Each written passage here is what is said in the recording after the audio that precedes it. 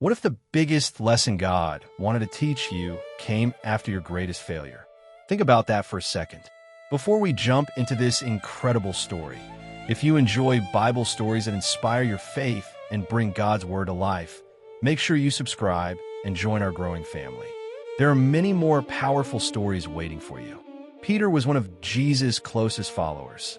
He wasn't quiet or careful. He spoke quickly, acted quickly, and believed with all his heart that he would never leave Jesus. One evening, Jesus looked at Peter with love and said something that shocked everyone. "Before the rooster crows, you will say 3 times that you do not know me." Peter couldn't believe it. "No, Lord," he said, "even if everyone else walks away, I never will." He truly meant those words. Peter loved Jesus, but there was one thing he had not yet learned. Good intentions are not enough when you try to stand on your own strength. A few hours later, everything changed. Jesus was taken away. The disciples were afraid. The crowd was confused. Peter followed from a distance, trying not to be noticed. He wanted to stay close, but not too close. As he stood near a fire to keep warm, someone looked at him. "You were with Jesus," they said. Peter quickly answered, "No, I wasn't." A little later, another person recognized him. "I've seen you with him." Again, Peter shook his head. "No." Then a third person became certain. "Your accent gives you away. You are one of his followers." For a moment, everything became silent. Peter felt fear take over his heart. And for the third time, he said he did not know Jesus.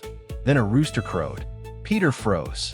At that very moment, Jesus turned and looked at him. Not with anger, not with hate, but with sadness and love. Peter remembered Jesus' words. His heart broke. He walked away and cried deeply. The man who had promised to be the strongest had discovered how weak he really was.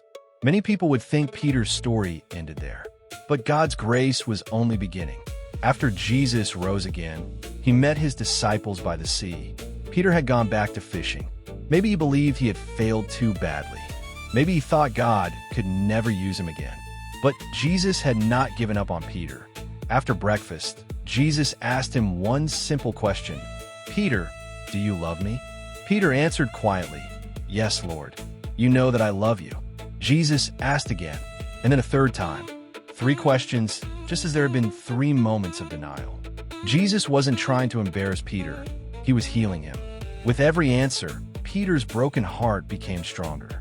Then Jesus gave him a new purpose. "Feed my sheep." In other words, take care of my people. One amazing moment. The same man who had failed publicly was trusted with an incredible mission. Peter finally understood the lesson he had to learn the hard way. Real strength doesn't come from confidence in yourself. It comes from depending on God. From that day forward, Peter stopped trusting his own promises. Instead, he trusted the one who never breaks his promises. And because of that, Peter became one of the boldest leaders of the early church. Not because he was perfect, but because he had experienced forgiveness. Maybe you've made promises you couldn't keep. Maybe you've disappointed yourself. Or maybe you wonder if God can still use someone who has failed. Peter's story gives us the answer. Yes. God is not looking for people who never fall. He is looking for hearts willing to return to him.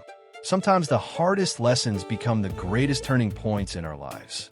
Failure does not have to be the final chapter. With God's grace, it can become the beginning of something far greater than you ever imagined. If this story encouraged your heart today, don't keep it to yourself. Share it with someone who needs this reminder, and subscribe for more powerful Bible stories that strengthen your faith. Until next time, remember, God's grace is